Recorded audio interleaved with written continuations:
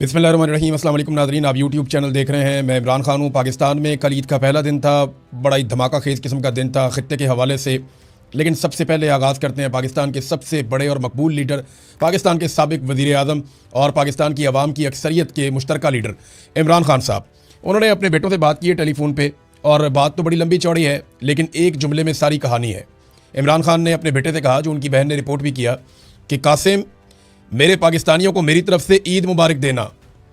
ये इमरान खान साहब ने जेल से आप सारे पाकिस्तानियों को ईद मुबारक का पैगाम भेजा है। तो अब मैं इससे ज़्यादा क्या कहूँ। वो जेल में भी आपके बारे में सोचता है, जेल काट भी आपकी वजह से रहा है। उसने कहा था कि मैं आपका नाक नहीं कटवाऊँगा, उसने कहा था कि मैं आपको झुकने नहीं दूँगा, उसने कहा था जो जो वादा उसने आपके साथ किया उसने पूरा किया। वो भागा नहीं डर के, उसने सौदेबाजी नहीं की, उसने आसिम मुनीर के सामने घुटने नहीं टेके, वरना हर जर्नैल के सामने हर सियासतदान ने या तो घुटने टेके हैं या गर्दन कटवाई है।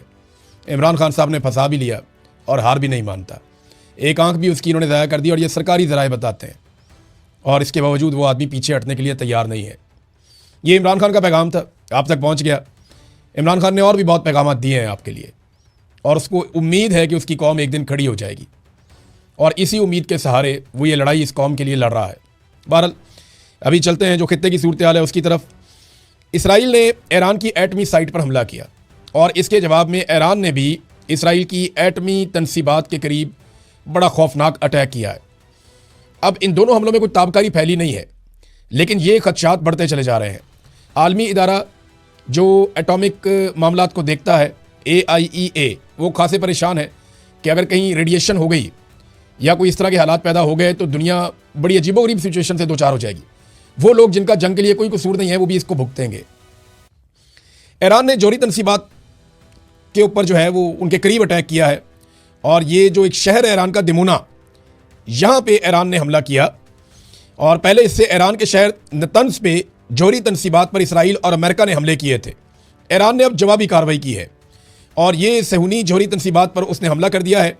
अब दो जगहों पर ईरान ने अटैक किया, इन दोनों जगहों के दरमियान ज़्यादा कोई फासला नहीं है, यानी अगर आप स्ट्रेट लाइन देखें तो लगभग 25-30 किलोमीटर का फासला है। ये इस जगह पे ईरान ने अटैक किया। इसमें से एक अराद शहर है और एक जमुना का इलाका है, अराद का इलाका और जमुना का इलाका। यहाँ पे करीबी इसराइल की जो है वो जोहरी तनसीबात है, और इसके बाद पूरे खित्ते में खासतौर पे इसराइल में खौफ की लहर दौड़ गई है।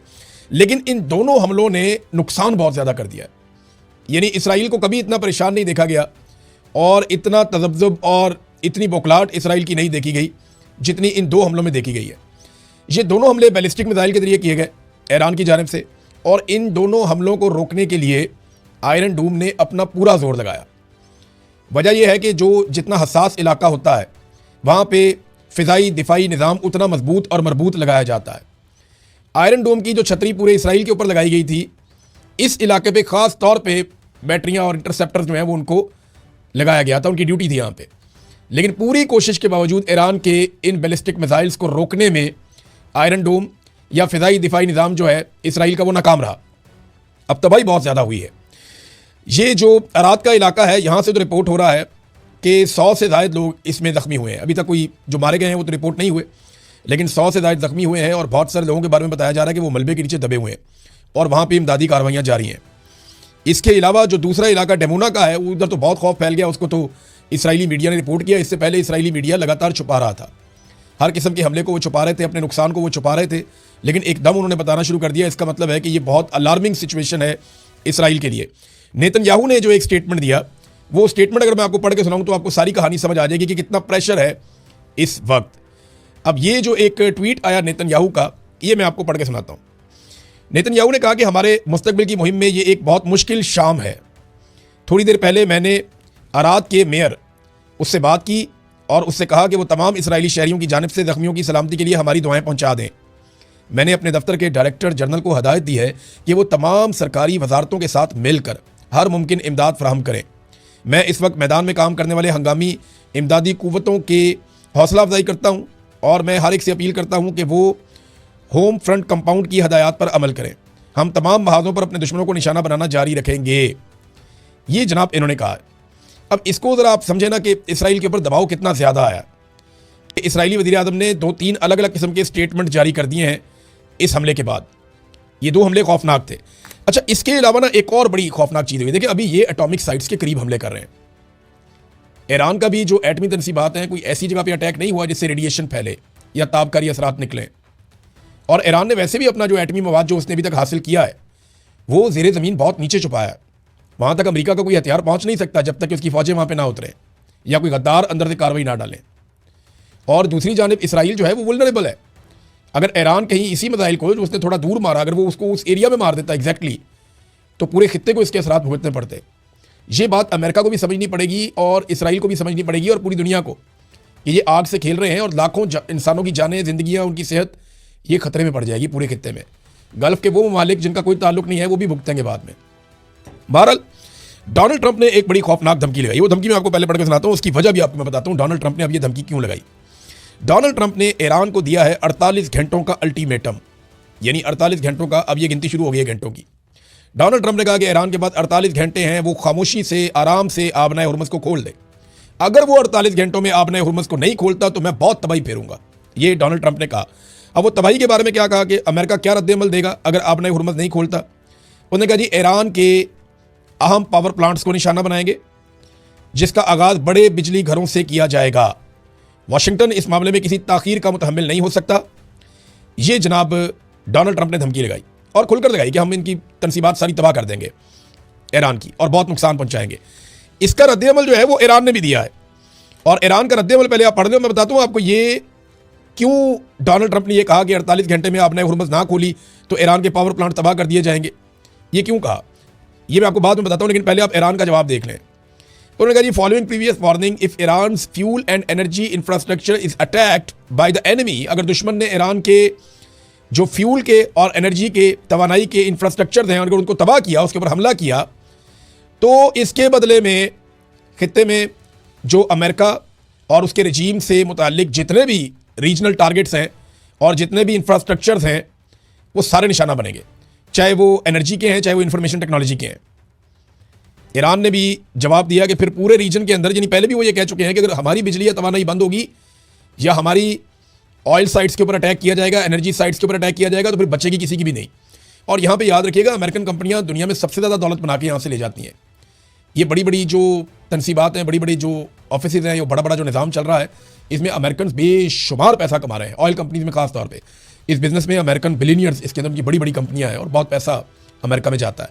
बहरहाल अब ये ईरान ने भी वापस वार्निंग दे दी है कि जनाब आप जो करेंगे वो फिर हम भी करेंगे।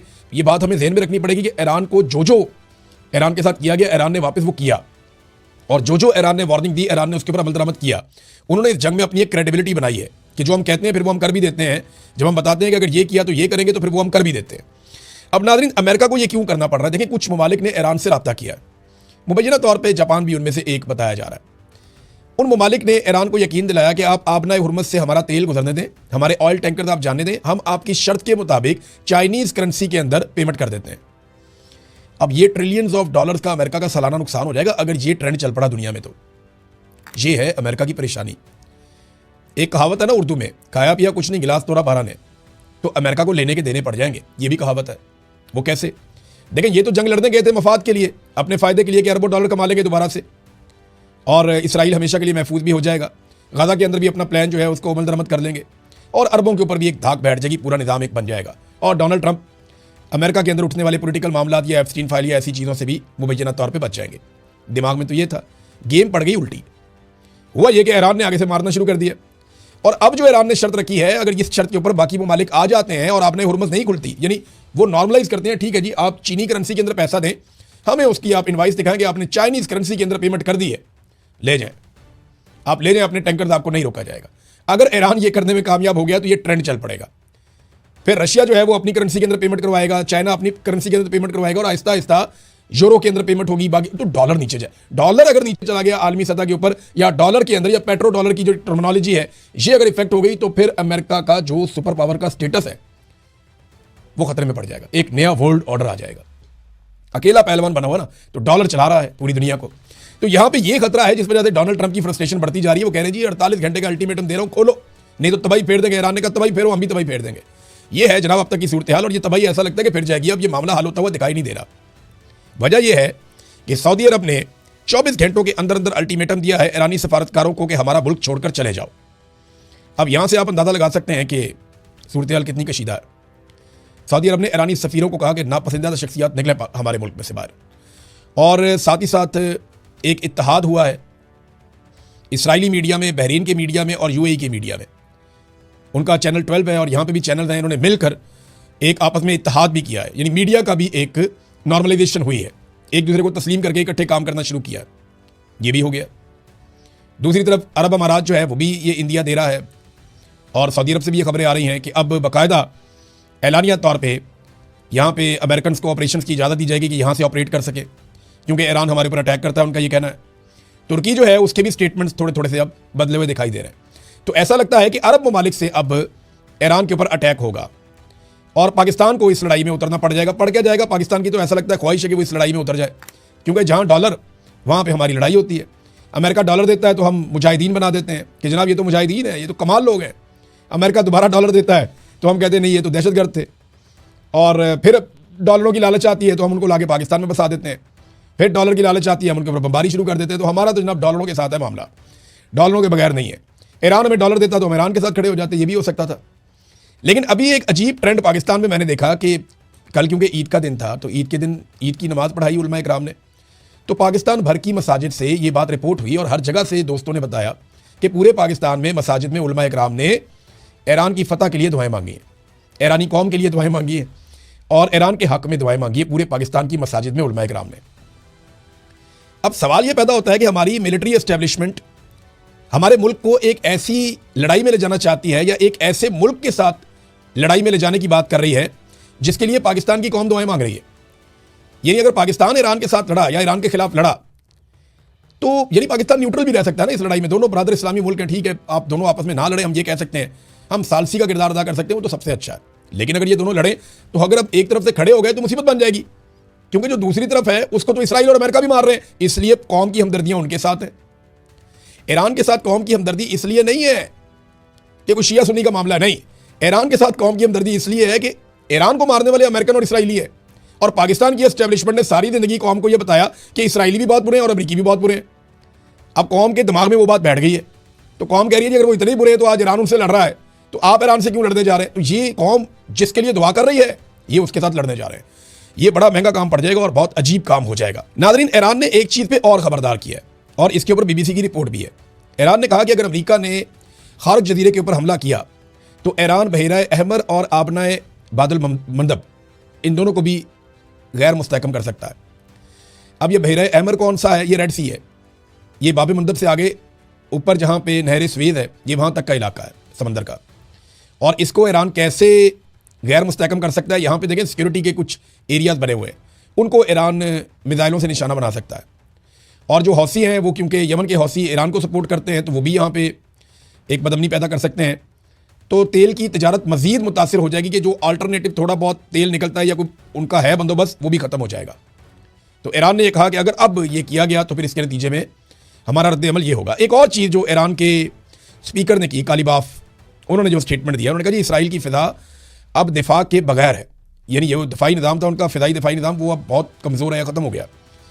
तो जो पहले से तयशुदा अहदाफ हैं उनको निशाना बनाने का वक्त अब आ चुका है, ये जनाब उन्होंने कहा कालिबाफ ने।